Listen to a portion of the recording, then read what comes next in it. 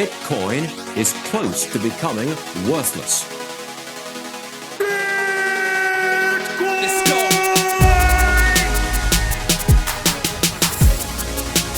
Now, what's the Bitcoin? Bitcoin's like rat poison. Yeah. Oh, The greatest scam in history. let's get it. Bitcoin will go to fucking zero. Yeah.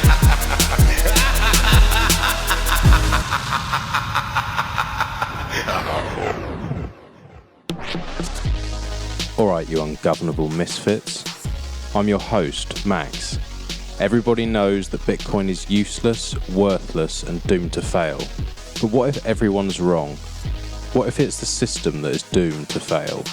Join me as I speak to some of the brightest people in the space and slither to the deepest, darkest depths of the Bitcoin rabbit hole.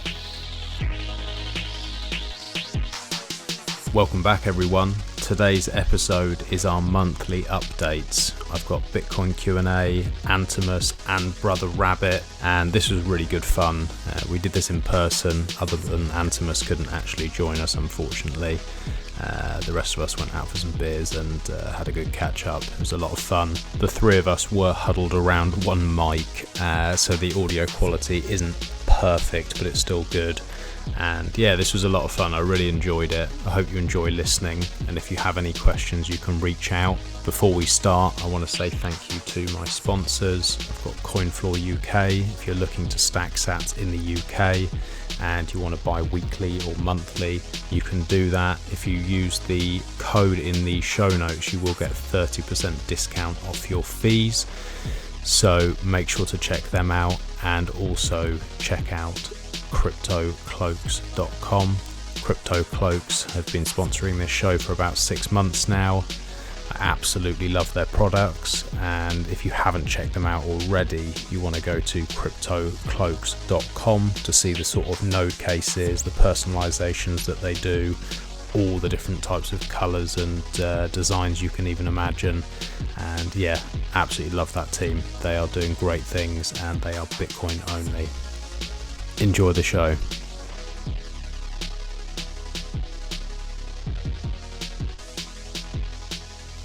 We have a very special show today.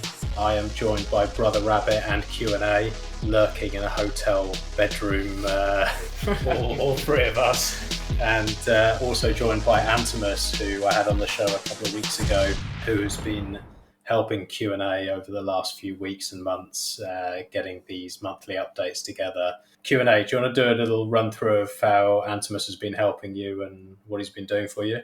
Yeah, so I've had some significant life changes, let's say, over the past couple of months, and my free time has become somewhat limited. So keeping up with all the latest developments with Bitcoin and keeping the index up to date has become quite a challenge. So Antomous reached out kindly quite a while ago now, saying that he wanted to get involved.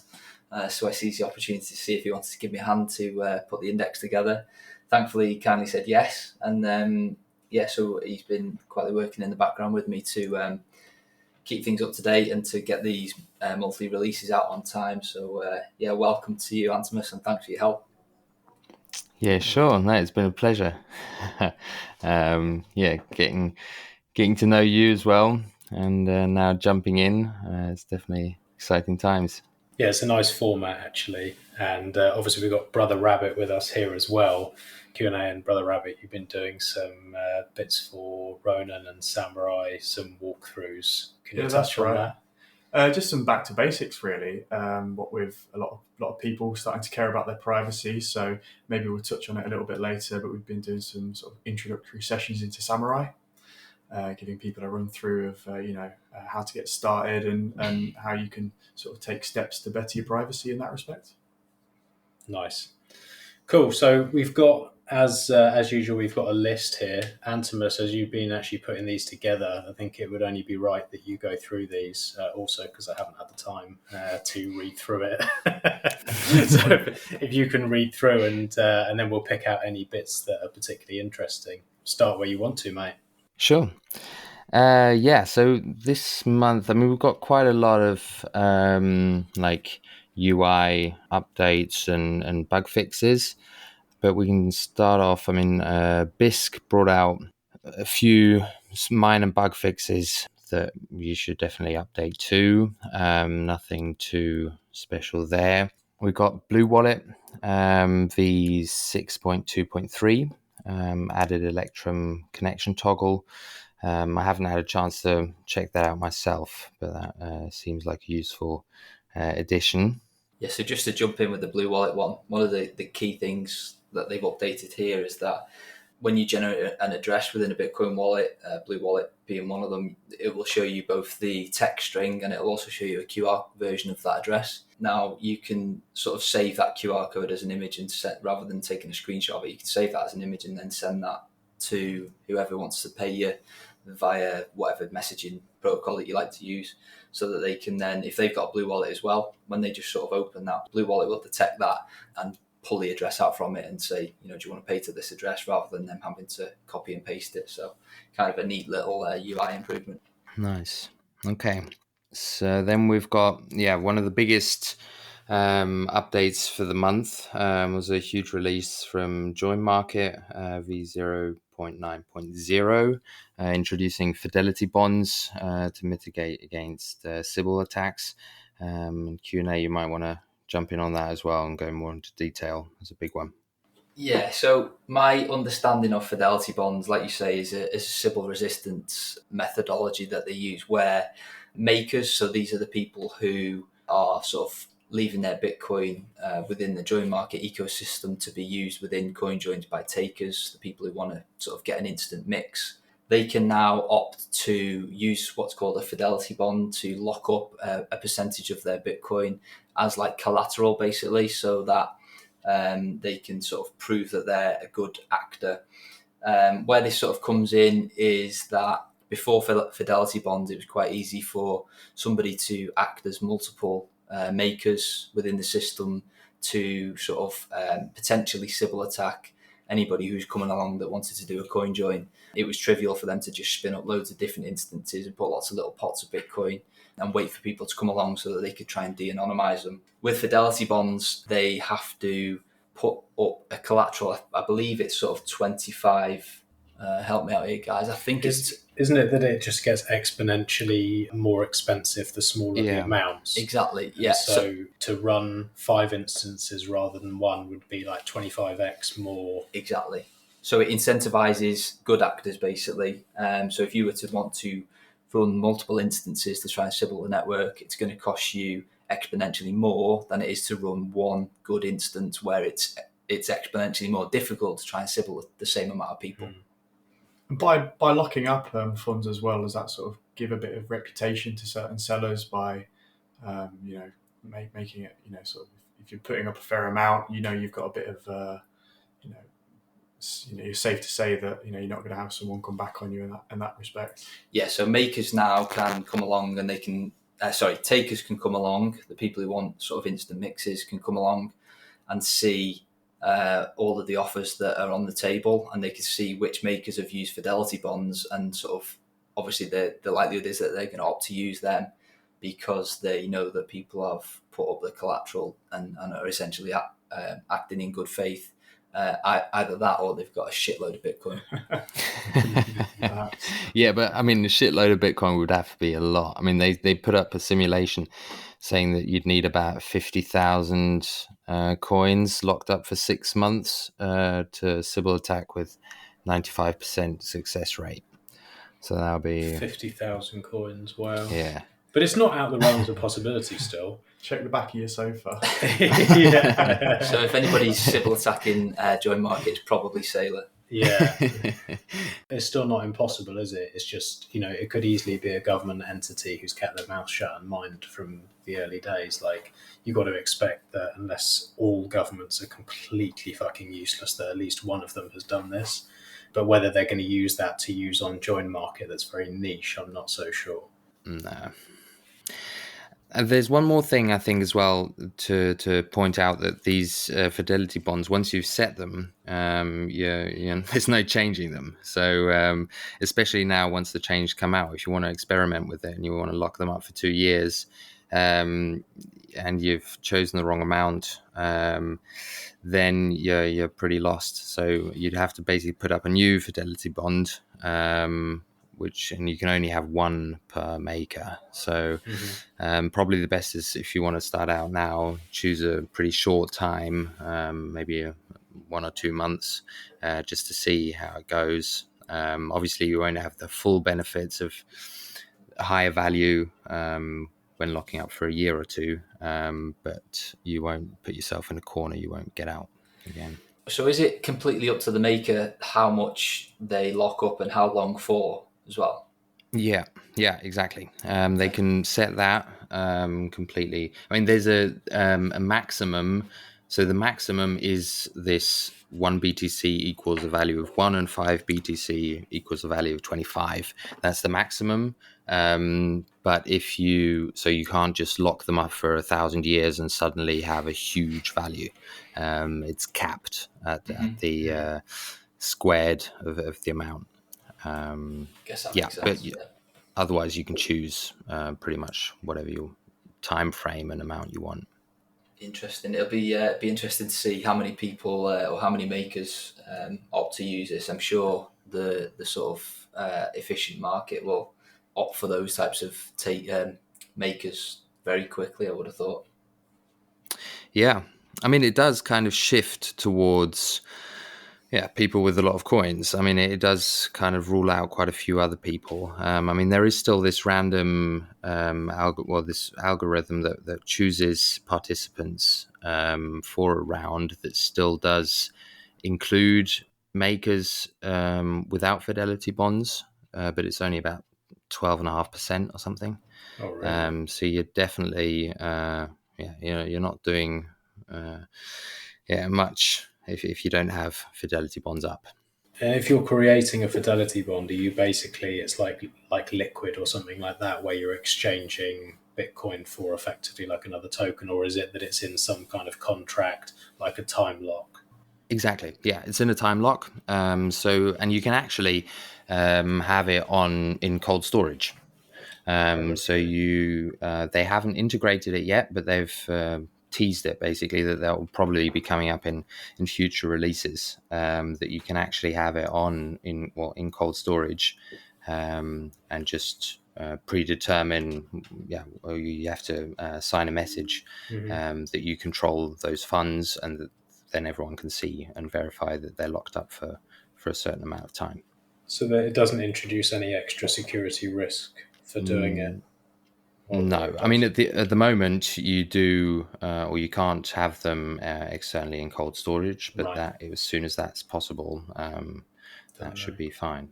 That's cool. So that's going to massively increase the liquidity if people can be makers and still have the bulk of their fidelity bond offline. That's going to be, well, again, it's just going to incentivize more liquidity to enter the pool, isn't it? Absolutely. I mean, the liquidity, well, you'd still need additional liquidity, obviously, but I mean that's the great thing as well, that you have the non-equal outputs sizes, so that's pretty flexible. Have you used it, Antomous? No, I haven't yet.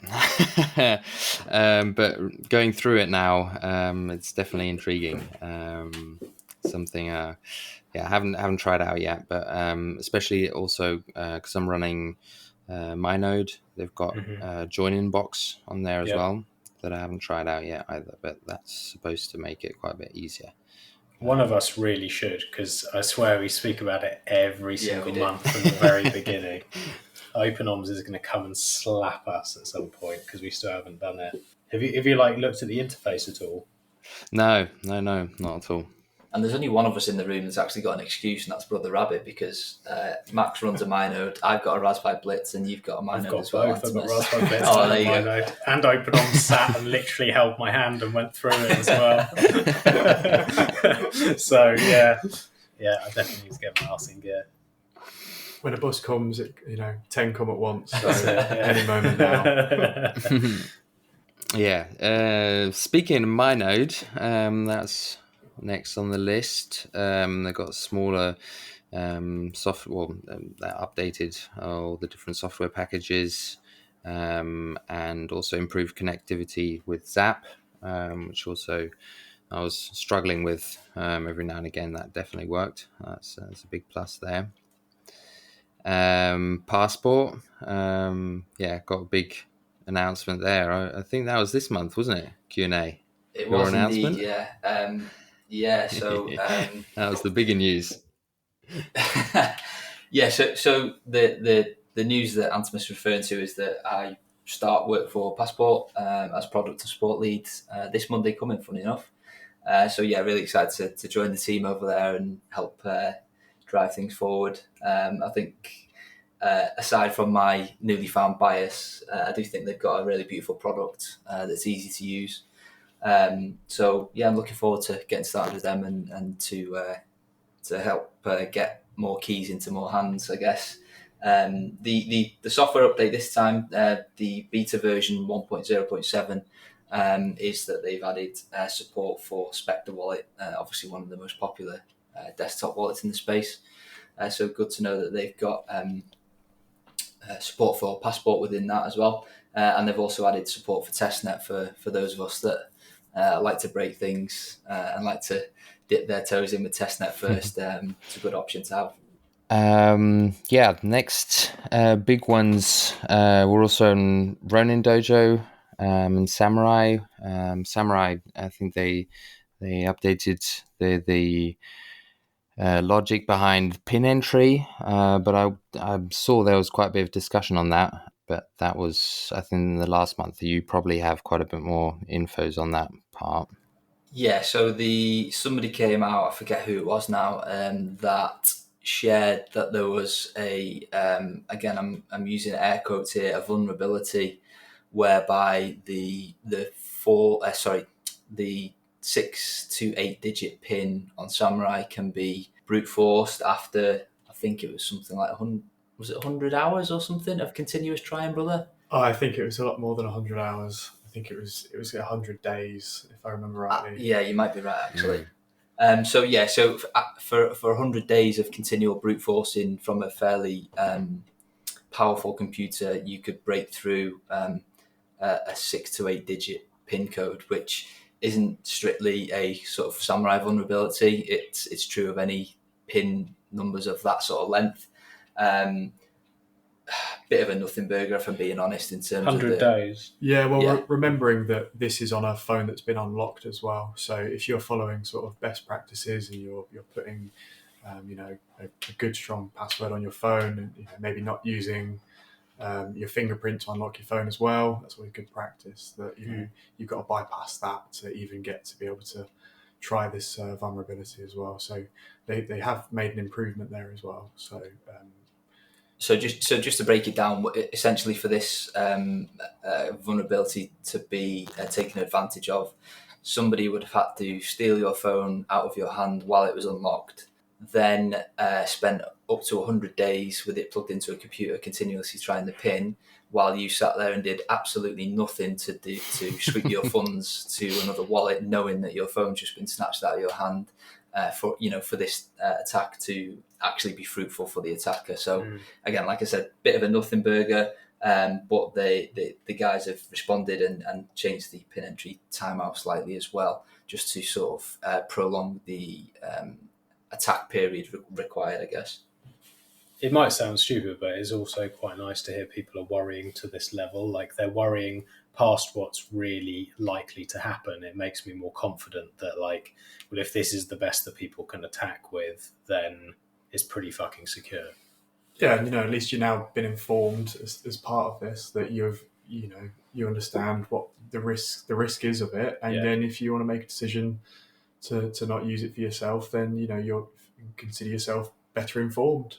Can you use a longer? Could you use, like, if it's 6 and it's 100 hours? Well, if you use 8 digit, then isn't it going to be? To my memory, I can't quite remember what they performed the analysis on, but I think before you said 6 digits, I think it's 5 to 8 digits. Right. So okay. eight being the most. Right. Okay. Mine is set to 8 digits. Right. And what if yours, As we're in person. There was a couple of criticisms with this as to why Samurai didn't implement like an actual password.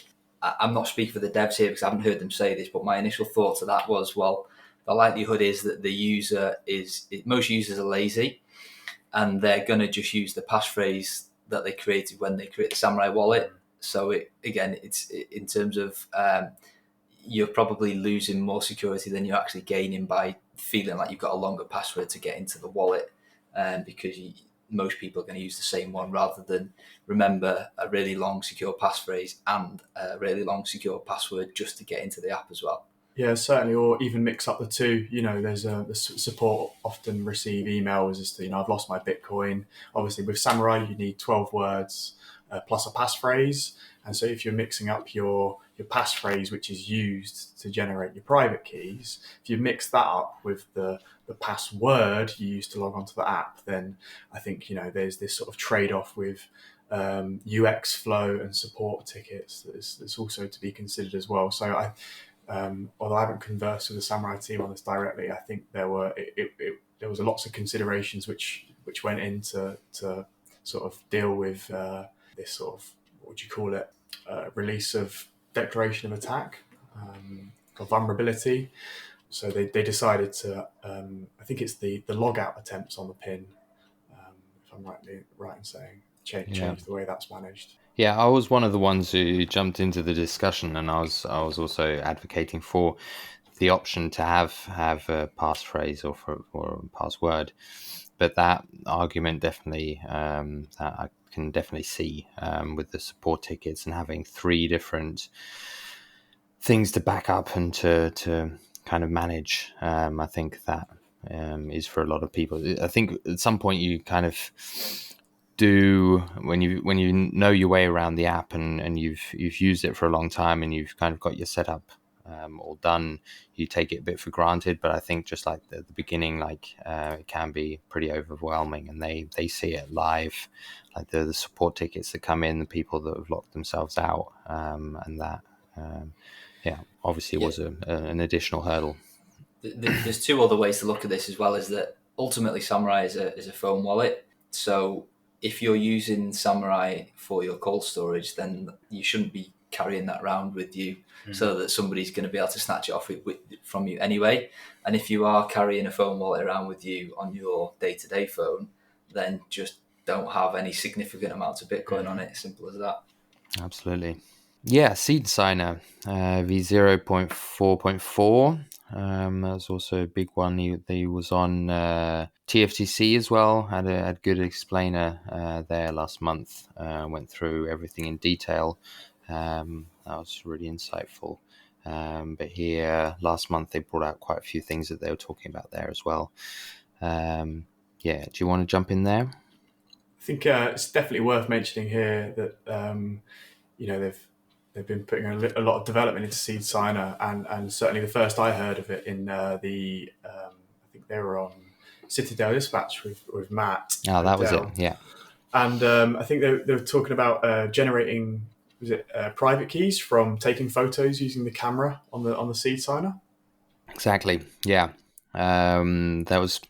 So you have a small camera on the back of the Seed Signer, and you can, to generate your seed, you can basically direct it at anything you want in your surroundings, and it will use that to derive your entropy for your seed, and that it's pretty neat feature, and from the way they explain it and the tests they've done, it's pretty difficult to reproduce that as one changed or one different pixel in the photo will result in a completely different seed. So yeah, that's definitely a cool feature.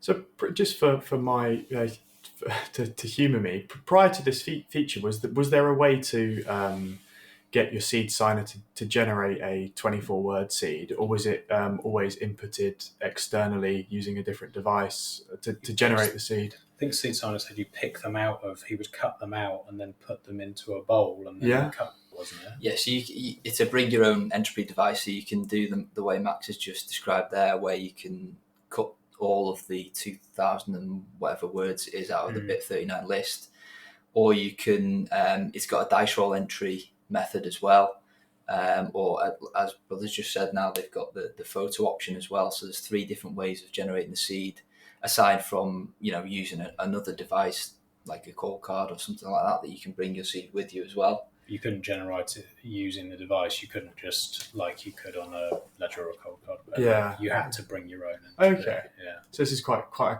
quick setup feature. Then you can sort of take a photo and be confident in that the photo you've taken, be it that you've got so many different pixels on the screen, which I think from what I've heard are each pixel is RGB as well. So I think is it 256 by 256 camera? Don't quote me on that, but many different combinations.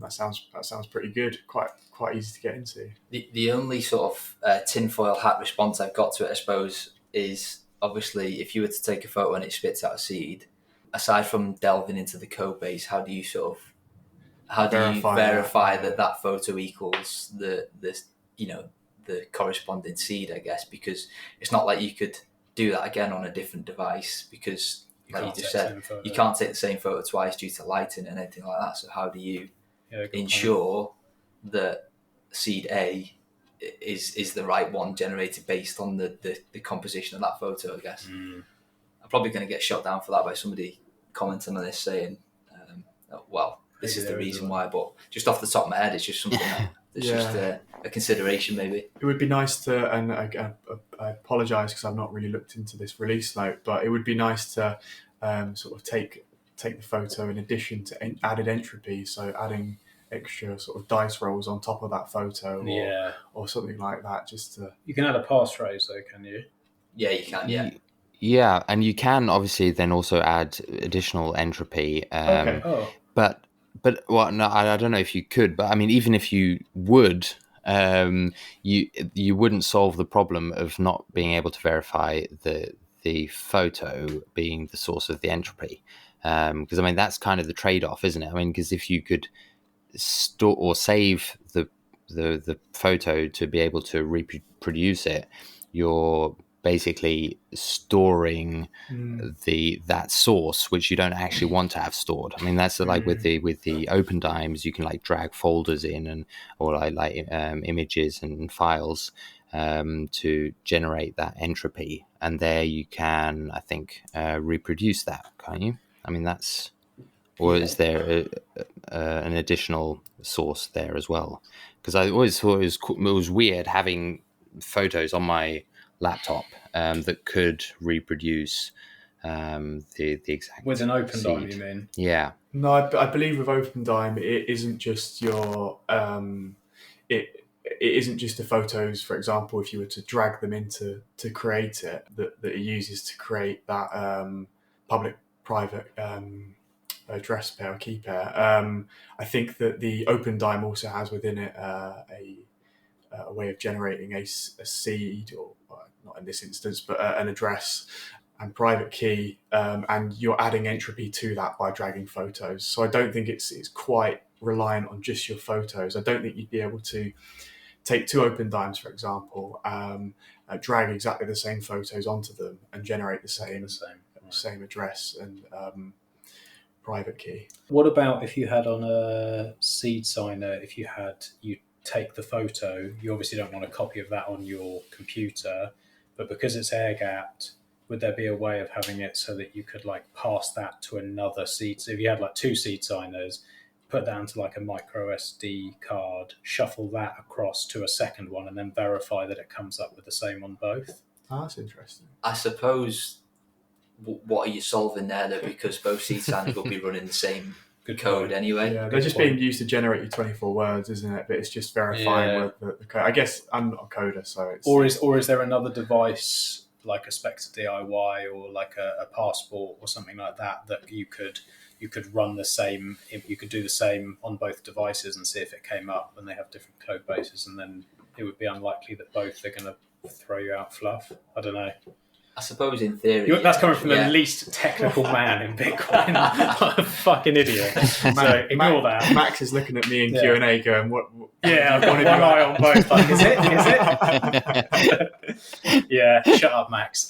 Yeah, okay. No, but you could, you know, if another device implemented the same code base, let's say you didn't take a photo on the seed signer as such, you know, theoretically, if you had a photo and a way to verify it between two devices, that would be the perfect method of doing it, wouldn't it? Yeah. Being able to verify the seed generation from the same photo. Yeah. But I think in this instance, seed signer, it's sort of capture a photo, generate a seed in one instance, and then as soon as you pull the, I think if I remember correctly, it's stateless. Yeah, as soon as you pull the power on the device, or at least it's either then or after you've taken the photo, that photo is erased from memory anyway. Yeah. So there is no way to take the photo off the device after. Yeah. So it's sort of in that respect, it's I think, you know, really, really great. Certainly from a security perspective, but then, you know, getting into the weeds a bit, you know, speed wise as well though, like it's all trade-offs, and like it seems like it'd be really quick to do it. Like it seems really good and quick. It's like if you compare that to just trusting like a Ledger or a Trezor to generate your seed, there's still an element of trust, but obviously it's like quick. You just got to take a photo and you do it. Whereas when I set up my cold card, I did like 200 fucking individual dice rolls. I didn't buy the pack. Like I know you can buy the pack now, but that took forever. It took like hours for me to mess around with that. So there's the trade-off really, isn't it? You feel a bit more involved as well, don't you? You feel like it's, instead of sort of relying on the device to generate the seed, you know, you press this button to generate a new seed. You feel a bit more involved by taking a photo and it doing it for you that way. But on that note, here also in the release notes, they say persistent settings with seed signer reset option. So they have introduced some kind of persistent settings, so some kind of storage. I don't know. I kind of imagine it a bit like the Tails having that. I mean, they'll obviously have a larger storage portion, but here having some kind of settings that you can save on the seed signer, but I'm not verified that. Yeah, I don't think that's anything seed related. I think that's more for wallet compatibility, so you can save the fact that you want to operate with, say, Spectre or Blue Wallet that require PSBTs in slightly different formats. I think that's what you can save. I don't think there's anything seed related. So you don't have to go back into the settings and then say, oh, I want this type of. You can just sort of set your presets. Yeah. And then when you fire back up, it's where you left off in that sense. Okay. Trezor, they've brought out Spanish language. That's probably fitting now. Last month with El Salvador coming out there, probably want to widen their user base there. And Zap, edition of native Tor, which for me personally was huge. Up till now, you always had to have it running over Orbot. The Tor, which is horrendous. VPN is the worst app on the planet. Oh man, that was a huge. Funny enough, we were talking about how bad Orbot was about 15 minutes ago over a beer, and do you want to, like, for the benefit of people who've never used it, do you want to sort of explain the flow and explain the benefit of what having native Tor means to Zap? Yeah, so basically you have, well, if you want to have an app or the traffic of an app running over Tor, you need a Tor connection that has to be built up. And there is an app called Orbot, which provides basically like a VPN app. It provides this Tor access to any traffic on your phone, and you can basically choose which apps should be routed via this Orbot VPN or through Tor. And on the surface that sounds all fine, but it doesn't really work. That's the problem. Like sometimes, I mean, like first the UI is pretty horrible, and you got to scroll through all your apps, and you can't. The whole interaction is not great, and it's supposed to start up on as soon as you start your phone, and supposed to stay on, and that doesn't really work. So I've had to start and restart it, shut it down again every now and again. Sometimes it works, a bit hit and miss. So having native Tor in an app directly is a huge benefit. I mean, you might have to wait for 3, 4, 5 seconds till it connects. But having that all natively integrated is a huge benefit and makes everything so much smoother. And also means that you can connect to your Lightning node from anywhere in the world as well without needing to be on your home network, I guess. Absolutely, exactly. Yeah. Up till now, I've been because I like Zap the most from all Lightning wallets. I've had Zap for when I'm at home, and Zeus for when I'm out and about,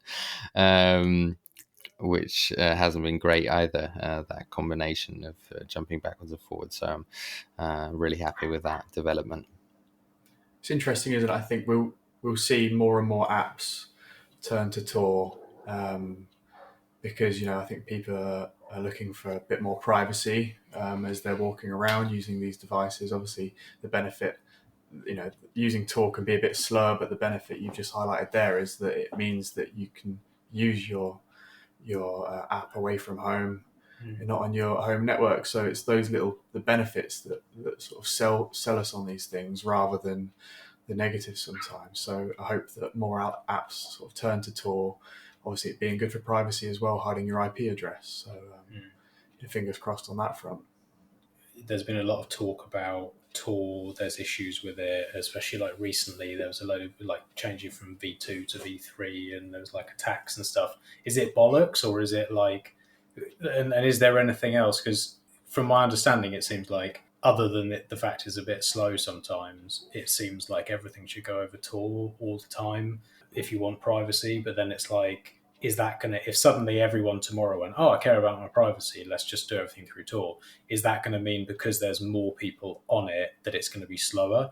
Or does it mean actually it's going to be faster because you have more connectivity? Or is it, do you know what I mean? Do you know what I'm trying to say? Because you have like exit nodes and... To my understanding, that the more people that go onto Tor, the slower it will be. So I've had conversations in the past where someone might have been downloading a large file on Tor, and someone else has got annoyed because that might have been slowing down their Tor connection. Oh, right. So that extent but this is why sort of there's encouragement to sort of run your own Tor nodes, and if possible, although I'm guilty because I can admit that I don't run my own, run a Tor exit node.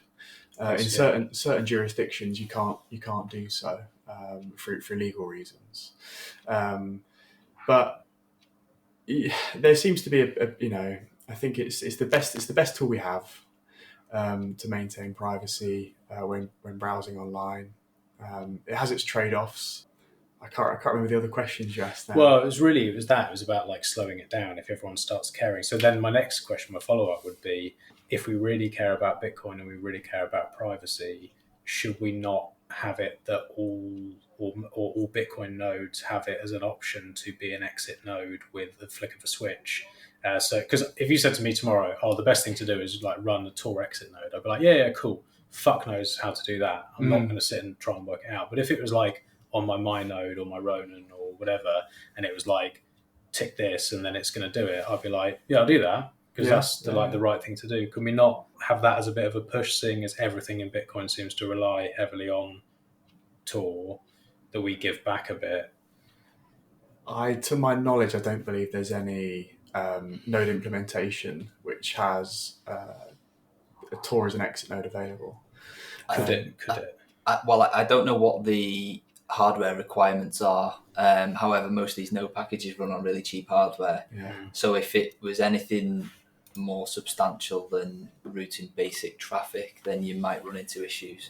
And there's also the other issue that Brother mentioned about, depending on your jurisdiction, there are implications to running an exit node as well. What they are is kind of different across the world, I think. But I don't think it's as simple as like you say, just flicking a switch, as nice as that would be, I guess. Yeah, not an easy one to fix. I don't see Tor as the magic bullet. It's still sort of heavily centralized and not very sophisticated attack like we saw a couple of months ago can bring the network to its knees, which is a bit of a worry. But we've got the latest release of Bitcoin Core, which will probably be next month's. We'll go into it in depth in next month's index. They've released support for I2P, which is like a sort of Tor-like but alternative network, which I think is geared towards sort of bridging that gap and providing an alternative. I will do some homework before the next time we record to sort of know sort of more of the ins and outs of that and the technicals about it. Yeah, and just remember the question you asked about Tor v2 and v3 addresses. Now, though my knowledge is lacks on the difference between the two, but Tor is migrating away from v2 addresses to v3. This is definitely something worth mentioning, just because with any luck, any software you use, whether that be your node software, in particular, I saw on the show notes today, we've got Bisq. Bisq uses at the moment v2 addresses. I'm told they're working heavily to implement v3 because I'm not quite sure on the date, but it's sort of sometime soon, I'm not too sure when, that v2 addresses will be done with, and v3 addresses will be, there on out. So yeah, if your software you're using isn't running v3 yet, well, you should start bugging them and pushing them to do so. One thing you can do, I think also that the exit nodes is pretty heavy on the hardware, as Q&A said, but one thing you can do is the browser add-on Snowflake, which is pretty nice, that you can basically provide your internet access to people around the world who have Tor connection blocked, so they can bridge through and use your access point, which is pretty nice, and you can just install that as an add-on into your browser and toggle that on, and as long as you're online, people can bridge through. It's kind of like you are a VPN service, they're using your IP rather than their own, is it? Or is it not that they're using your IP? I think so, yeah. I think that's how it works. I'm not 100% sure, but that's how I understood it, yeah. So can't we do something similar where... Fuck, I'm going to ask so many stupid questions. I've had a couple of points. Can we not do something where all Bitcoin nodes, we all have like a system where when someone wants to browse something, that it randomly selects any of the people who are part of this group of Bitcoin nodes, and then it routes traffic through someone's random IP, and we will have an agreement between each other to just have like a completely randomized link where anyone who's running a Bitcoin node would be able to support someone else. So if like Q&A jumps on, then he would use Brother Rabbit's, and if you jumped on, then you'd use mine or whatever, and so it would always be randomized. It's kind of like a like we're all part of like one syndicate that will help each other out, or is that ideally? Yeah, that would be. I'm not 100% sure how this works exactly. I've got a chart up here for this Snowflake, and I don't quite know how it differs from being an exit node. I'm not 100% sure, but that is basically how I understand it. That is a network, and the people who do have free access to ClearNet and to Tor can provide access to people in countries where they're blocked and have limited access. Okay. Yeah. So that was more or less the list of the updates. There are a few minor ones that we jumped on, but was there anything else you wanted to talk about on the updates? I think the Blockstream mining one's worth a mention.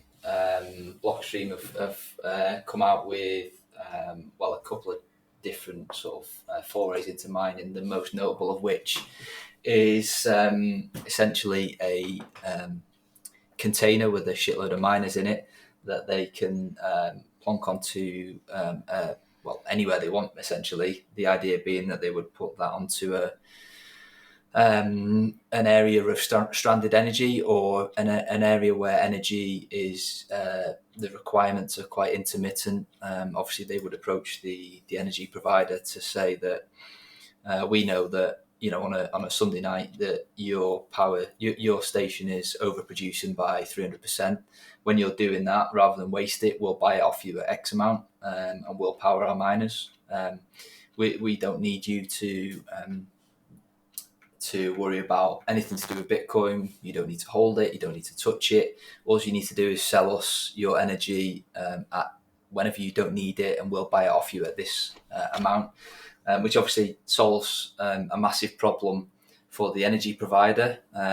Depending on the type of energy, they're either going to have to pay to waste that energy, or they're just going to lose revenue by not being able to sell it. Whereas if Blockstream come in as a kind of buyer of last resort, I guess, to buy that when the energy provider or producer, knows that they don't need it, then their revenue is going to increase.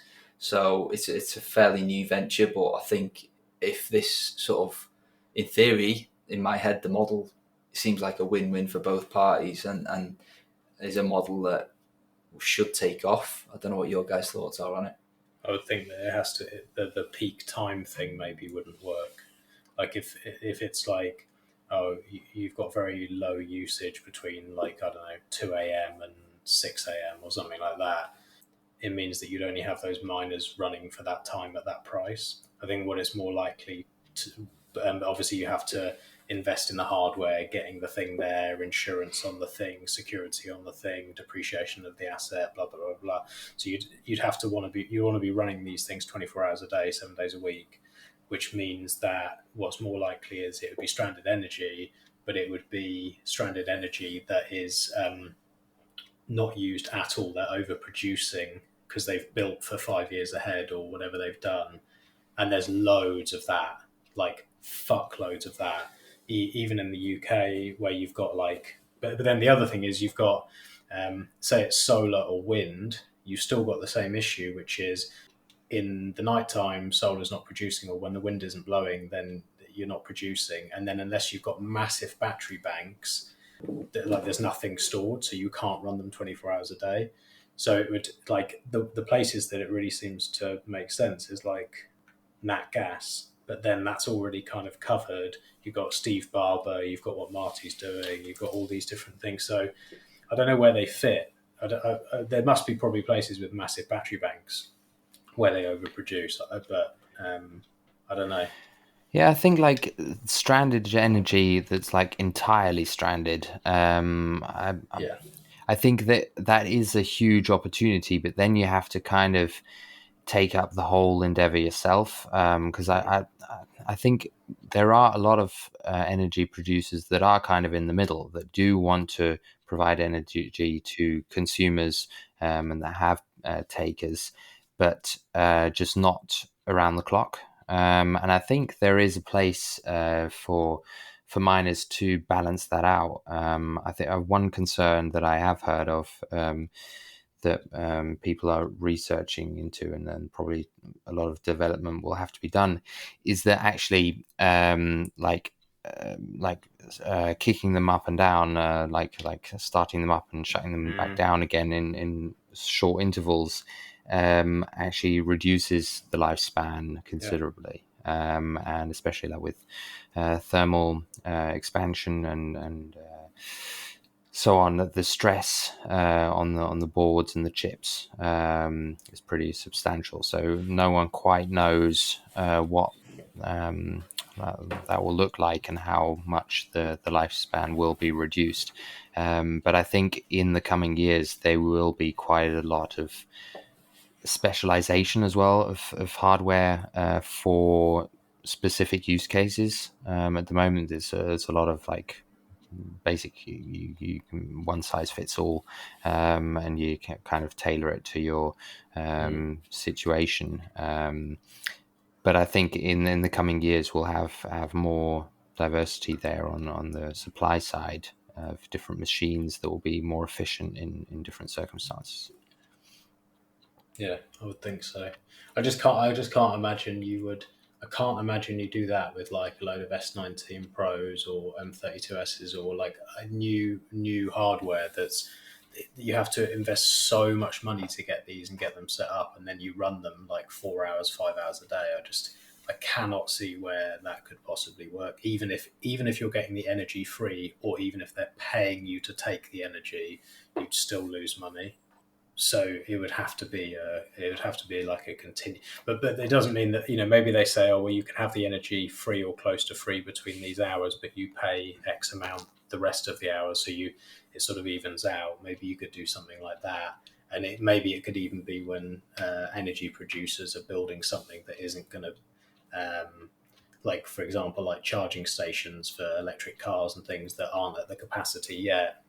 They put all the infrastructure in ready and then sign a contract for you for like 3 years time, saying that, oh well, you only have it for this amount of time, and then you move your units once we're at capacity and we need it for the cars. It allows them to build out the infrastructure and get something rather than nothing. I could see that working.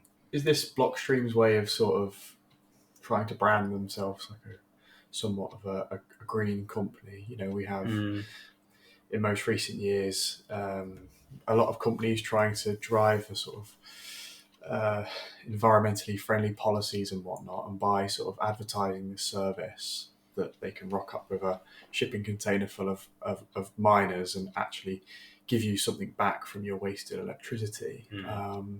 That at least that wasted electricity isn't just going to waste. So I don't know who exactly is going to use this sort of service or product. It sort of begs the question, especially as you've highlighted, if they're only using it a couple of hours a day, 4 hours a day, when everyone's gone to sleep, for 6 hours, is it going to be profitable? No.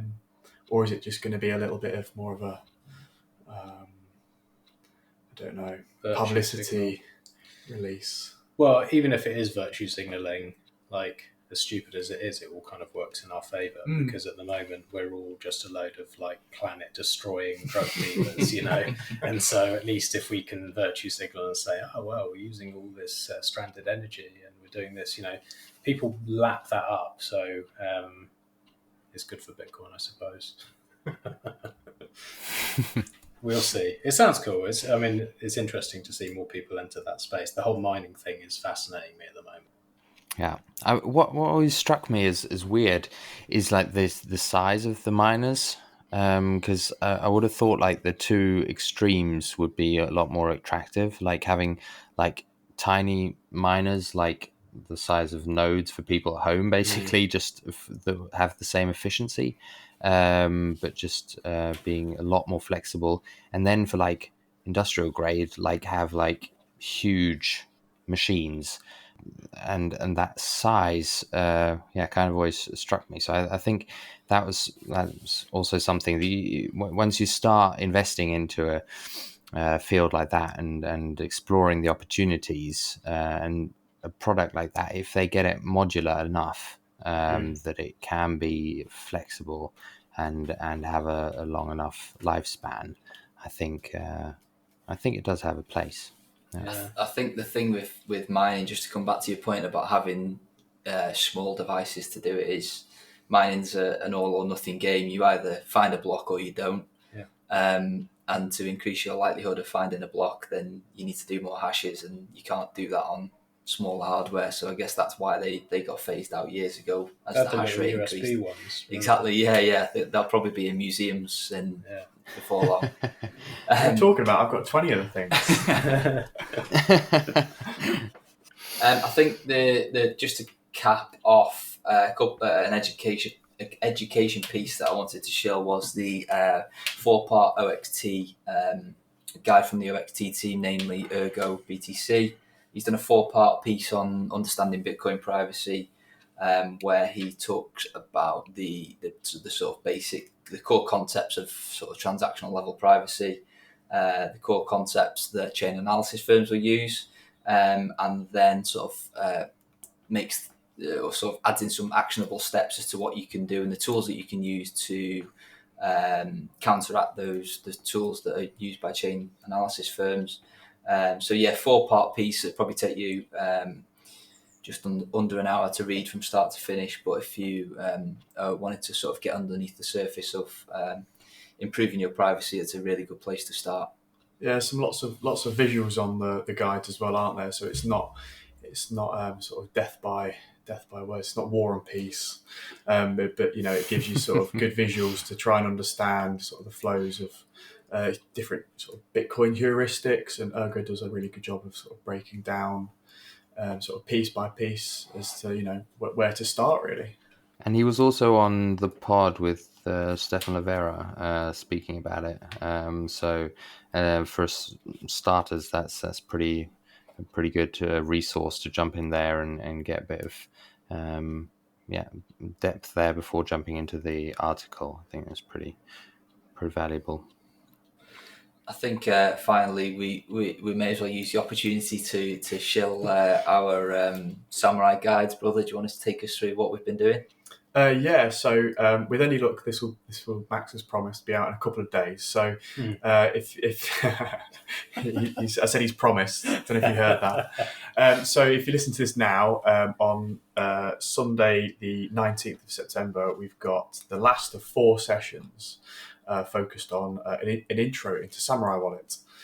So this Sunday the 19th will be covering Dojo. So check out the sort of Samurai Wallet Telegram chat. For that. That's a live session streamed on Telegram. But to date, we've done 3 sessions on Samurai Wallet, sort of back to basics, how to set up a Samurai Wallet, how it all works, what all the functions are.